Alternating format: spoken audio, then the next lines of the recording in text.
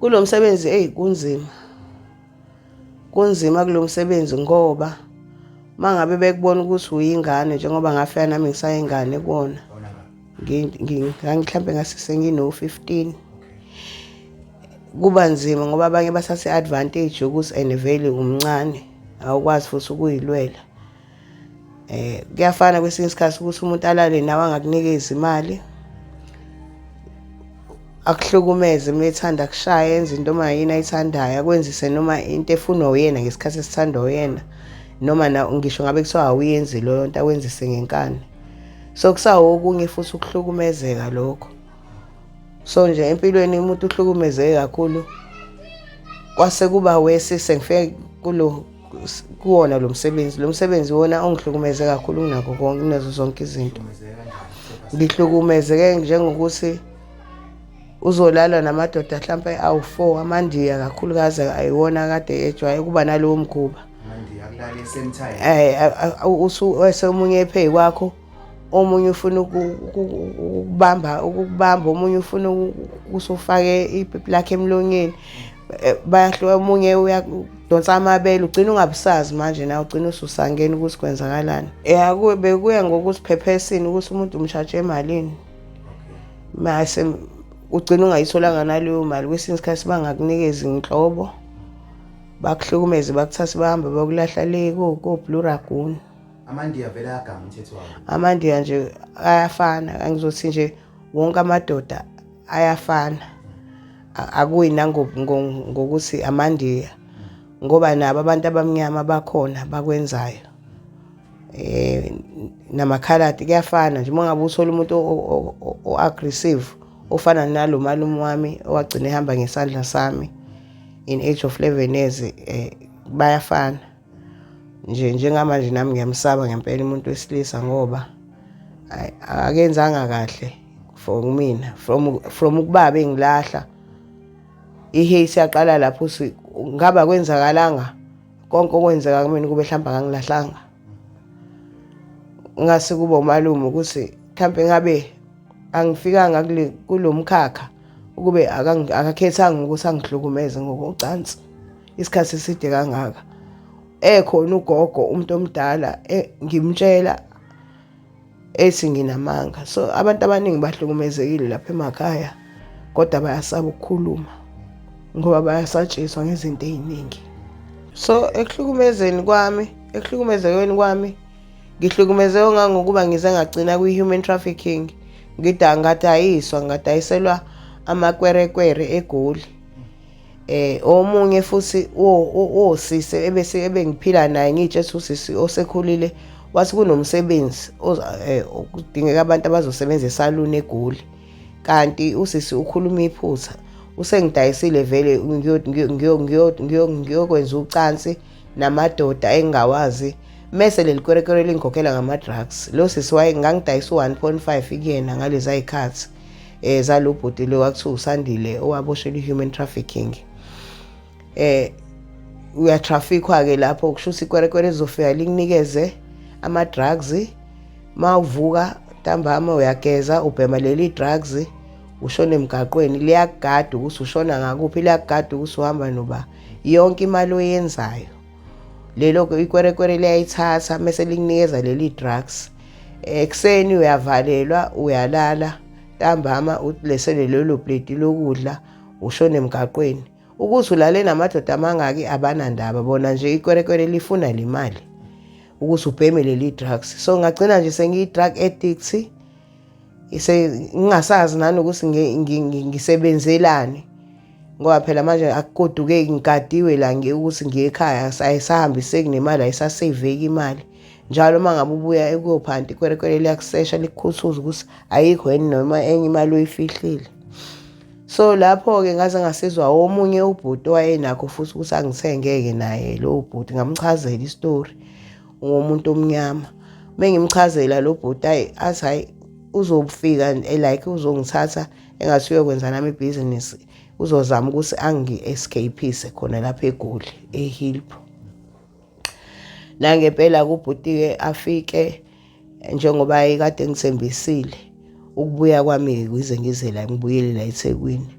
ayi ngempela ubhuti waphuma nami engazuthi uyongithengela ngaphandle out. Angeke ngize ngisebenzele khona la kade sihlala khona kulelo goli. Ngathola indlela yokuthi ngi-escape ngoba ngase sengimchazelile ukuthi isimo sinjani laphayana. Wangisiza kanjalo-ke ubhuti ngabuya-ke ngeza la eThekwini. Ukubuya kwami-ke ngiza la eThekwini-ke kusho ukuthi bese ngihlakaniphile-ke nami. Sengizazi izinto ey'ningi. Sengilalela ne-feeling ukuthi umuntu uma engingafili ukuthi ngihambe naye ngingahambi naye. Bese ngijwayele ukuyithathelwa abelungu sengiyiphantela ko-North Beach. Abelungu ngibona abangisizile kakhulu-ke ukuthi ngize ngikwazi ukuthi ngiphinde ngixhumane noma ngiphinde ngakhe ikhaya lami njengoba ngagcina sengakhile-ke ekhaya sekunomuzi wasekhaya useNtuzuma. Mengakha lolo khaya-ke bengisizwa yibona abelungu ngiphinde ngenze wona lo msebenzi nokunye-ke bengithenga abelungu bachazela abelungu-ke abekho right but bayakwazi ukuphilisana nathi abasijaji bayakwazi nanokukusiza ongangoba mina bangisize kakhulu ukuthola ikhehla lomlungu la ngisiza-ke ngakhe ekhaya ngakhela uma umuzi la ngifundisa ngenza ne-driving license ngisizwa yena lo mkhulu kuthe ngokuhamba kwesikhathi kumkhulu naye wahamba indlela yakhe nami ngaqhubeka nempilo yami. Kwaphinde futhi ngathola omunye futhi umlungu-ke uyena-ke umlungu futhi naye ongisizile loyo ngakwazi ukuthi ngilokhu ngondla-ke ekhaya ngihambisa lawo masenti waze wakhula umfana wasekhaya semdala manje naye uyayisebenzela. Ngo-2013 ila kwashona khona uma ngenhlanhla leyo-ke kusingqondo yayisiswabulukile sengihlakaniphile nami bese ngikwazi bese ngihlala nangomasingcwabisane-ke ngakwazi ukuthi ngimfihle uma ngayo yona le mali-ke le bengiyizanywa ngabelungu nokubunye emaceleni ngibuye ngenze ama-part time job mhlampe ngenze nabantu amakhanda ngoba kuningi engikwenzile ngizama ukuthi ngiphile ngaphandle kokuthi ngidayise umzimba. Ngathola i-organization ethiwa Lifeline. uLifeline-ke iwona osizile futhi nawo wangenelela kakhulu kade ngenza i-counseling ngo-2014 emva kokushona kama. Ngithe ngenza leyo counseling wangenelela ku-Lifeline wasifundisa ama-skills ngaba nama-skills e-beadwork so ukuthunga ijewelry kushuthi ngaba nezinto ey'ningi ey'phathekayo esandleni zokuthi ngikwazi ukuphila. Kwayisona-ke isimo sokuthi mese besifundisile indawo yokuthi uthole imali ye-static phela ngoba nawo lo msebenzi akusahambi kahle nakuwona lo msebenzi akusafani nasekuqaleni umuntu esakhula. So ngo-2015 ngubuma washona ngo-2013 ngo-2015 kwangazuthi ngiyawuyeka lo msebenzi ngazama ukudayisa ekobuhleni kwaphinde kwabheda futhi nakho sengenwa na-TB ngagula ngangaba right. Ukuqhubeka kwesikhathi ukuhamba kwesikhathi lokhu sihambile ngo-2019 ngaphinde ngathola omunye umkhulu wekhehla lomlungu yena owangisiza ukuthi ngikwazi ukwenza umsebenzi wenkomo ngimubuyisa la emsebenzini mangabe ngidayisa kuya ngokuthi uyazikhulumela yini kumlungu uma ngabe umlungu umtshela iqiniso umtshela inkinga yakho usizi lakho abanye bayangenelela ukuthi ayine bakwazi ukuthi bakusize empilweni. So nami-ke mina bengiyikhulumela ngoba nami bengakuthanda ukudayisa ngoba akuyona into engingayithanda nasekuqaleni ngoba ucansi ngalazi kabi kabuhlungu nge-rape. So into bengivele ngingayithandi. Ngo-2019-ke ngathola lo mkhulu-ke wekhehla lomlungu-ke okuyena wangisizayo ukuthi ngikwazi ukwenzela umsebenzi wenkomo. Saqhubeka-ke isikhathi ngalokho ngihleli ekhaya ngilokhu ngiyisebenzela wona-ke lo msebenzi buye ngiyihlalele ekhaya ngoba nomfana wasekhaya besesebenza kusho ukuthi naye isimo sasekhaya akangiphethe kahle akusafani njengoba kade ekhula. Ngiyayi-understand-e ngoba phela sebenemakhosikazi abo. So ngase ngithandazela ukuthi uNkulunkulu angipheke indawo yami. Ngo-2021-ke kwafika lazi-ke lezi khukhula ama-floods. Mefika ama-floods ngo-2021-ke zonakala imizi kwazadibhika eNtuzuma. sahlala emahholo-ke nje bathi ngihlala emahholo nakhona futhi bengibuya ngizoyisebenzela la edrobheni ngiyiphantele ngibuye ngiyele ehholo ngihlale khona-ke ehholo unyaka wonke wasethi uhulumeni wasinikeza iy'ndawo njengoba sengihlalela la eflethini lami la eSekunene ngisalindele ukuyikhonophi kodwa nje akubanga lula uke wajola njengoba nje in between mhlawumbe waba nomuntu and i-relationship yakho ibinjani?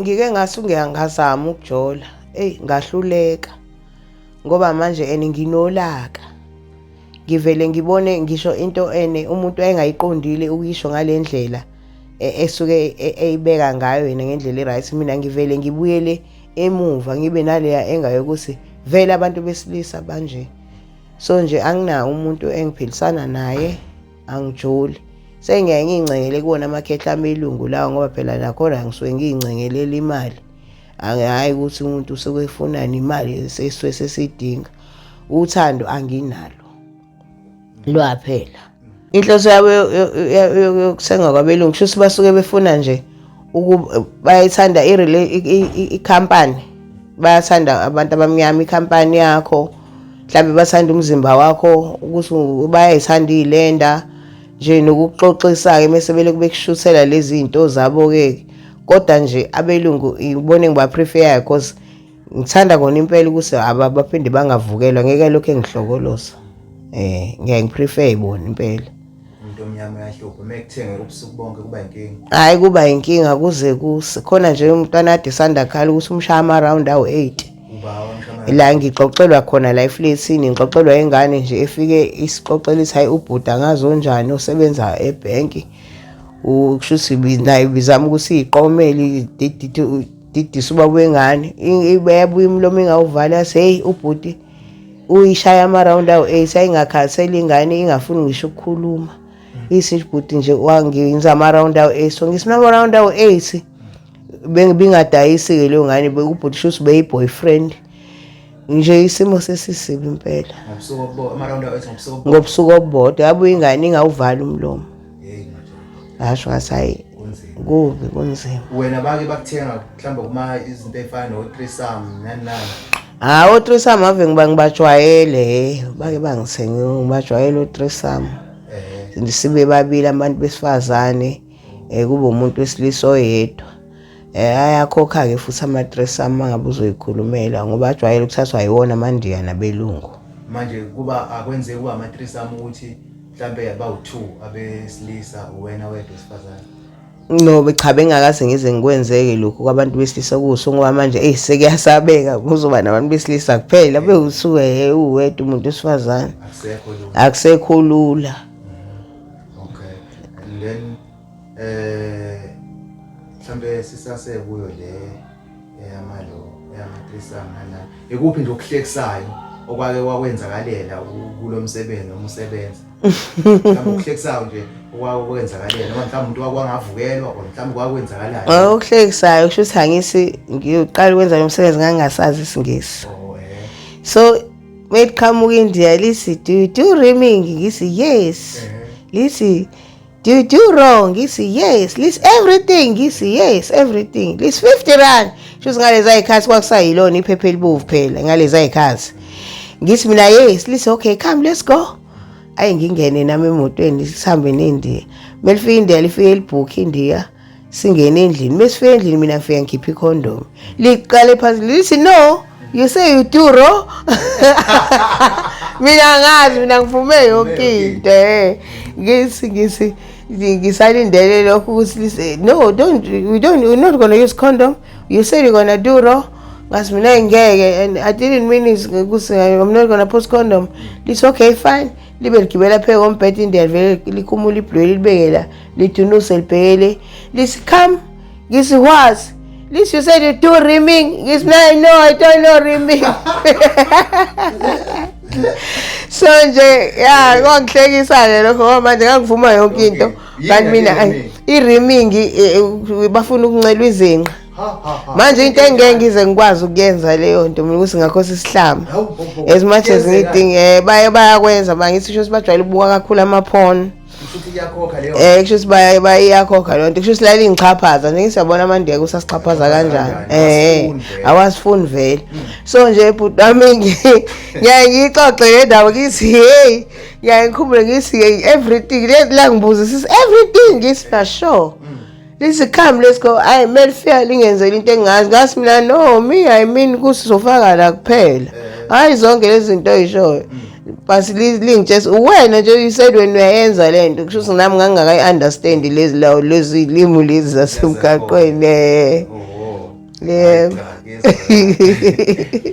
Nigeria ama-Nigeria ngiyawasaba kakhulu ngoba phasa nama-drugs ilona leli ngangidayiswe kulona eGoli ngize ngiyotrafikwa akubona nje abantu engijwayele ukuthi vele futhi nami abangithandi ngoba phela banezinto zabo kanti ke thina la sisabantu ungazi ungibone ngihamba nje kanti angihambi ngedwa yebo buye ngithembele naNkulunkulu ukuthi uNkulunkulu hleze khona emuhle njalo akubona abantu engithanda ukuthi bangisenge ngiyaye ngibabonge nje ngoba nobhuti laba abamnyama hayi bengasathanda ukuhamba nabo bese ngincamela wona amandiya lo ngoba uyakwazi futhi ubulisabise nawe mangabe ubona ukuthi layithithizela ubuye nawe ulitatazelisa ukhokha revenge vele ade babesihlukumeza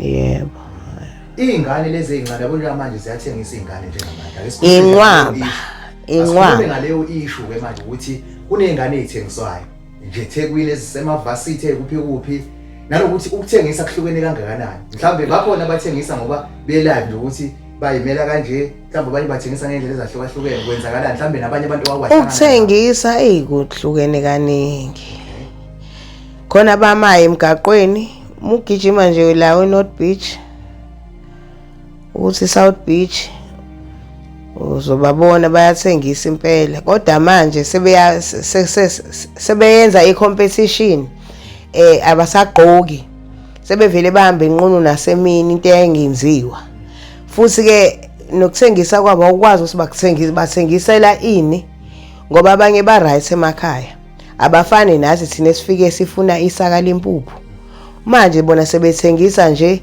sebefuna umuncelela i-drugs baphuzile nalobutshwala bese behamba ngezinqa ke mina bese kuba khona ke abasebenza on the internet I think it's much safer ngoba uyakwazi ukuthi ufake i-ad yakho bese uyabantu bayakufonela kuba ku safe lokho mina ke kodwa ngikuthandanga lokho ngoba angithandanga kuba i-professional yomqwayisi ngoba impilo yami bengifuna ukuthi egcineni ishintshe njengoba ishintshile manje abanye ko morning side yabafica bamile badayisele endlini abanye kusanazo lezi zindlu lezi zamazikwerekwere ezidayisa ama drugs uthola ukuthi abanye nje bahlala endlini yaleli kwerekwere barenta ngokuthi nje umuntu uzophuma ahambe abuye athenge lama drugs ekseni kwerekwere ikhiphe lo 50 rand ukudla uyahamba uyoma emgaqweni ubusuku nemini uyomela leli drugs bese kuba khona abanye abasebenzele emakhaya